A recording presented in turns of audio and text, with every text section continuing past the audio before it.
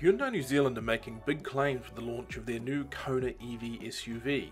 They say it can do over 400 kilometers on a single charge, and that it will be New Zealand's #1 EV, but it also comes with a big price tag. While a more affordable 39.2 kilowatt-hour version will become available later, for now we get one 64 kilowatt-hour battery option in two specification levels, a standard model at $73,990 and an elite model, tested here, at $79,990. To put that in context, the standard petrol Kona in its top model with all-wheel drive, something the EV lacks, is $42,000. But then the next cheapest EV that can cover the same kind of range is a Tesla Model S at around $130,000. Compared to the standard Kona, there are a few interior changes. For a start, the dashboard has a variable digital display which changes depending on whether you're in eco mode or in sports mode. You've also got a different way of shifting gears. You have, like the Ionic, buttons for drive, park, neutral and reverse. The whole centre console is actually quite different. It's a bridge design with a huge big storage gap underneath, cup holders, and additional buttons here for your heated seats, heated steering wheel, parking sensors and drive modes. The infotainment system on the Elite includes both navigation and smartphone mirroring. The EV feels quite different to driving any other Kona or any other small SUV for that matter. That giant battery underneath makes it feel really solid and planted. Well, it has a really nice feel generally. When you throw the car into corners, it can make it squeal a little bit. The tyres are really working to keep that weight on the ground.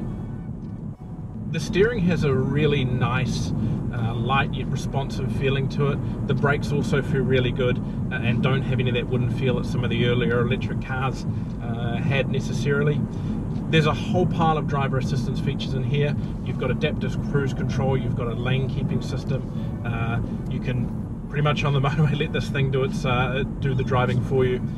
It does a really good job of it. The Kona has a variable system for regeneration. You've got pedals on the steering wheel here, and you can dial up and down the regeneration as you see fit. So for example, if you're on a really steep hill, you'd dial it up to the maximum level of regeneration, or you can even hold on to the left-hand panel here, and it will give you a huge amount of regeneration and almost replace brakes. So if I pull on this now, the car really starts to slow quite dramatically. The 64 kilowatt hour battery car has a lot of power on tap, almost too much for this kind of car. There's 150 kilowatts available and just short of 400 newton meters of torque, which is just epic levels for a really compact SUV. So much so that if the road, even the road is dry, if you put your foot down coming out of an intersection or something, it will be fighting on both sides of the wheel for traction, and there'll be a little bit of torque steer.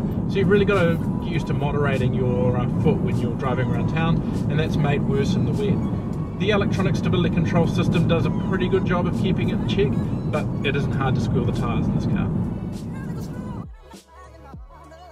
Front seat space is excellent, and it actually feels quite premium in the cabin. Rear seat space though is a little tight. The boot of the EV is the same size as the standard model, which is good enough for a week's shopping. We managed to do that the other night. You've got your Hyundai supplied Type 2 to Type 2 cable here, and under the floor you've got a little bit of storage, including for the standard 6 or 8 amp switchable charger. The charging port on the Kona is at the front, which I find really handy. You push this little flap down here, it pops open. It's a CCS combined, so you use a Type 2 port, and we plug in here. EVs with big batteries take a long time to charge, and the Kona EV is no exception.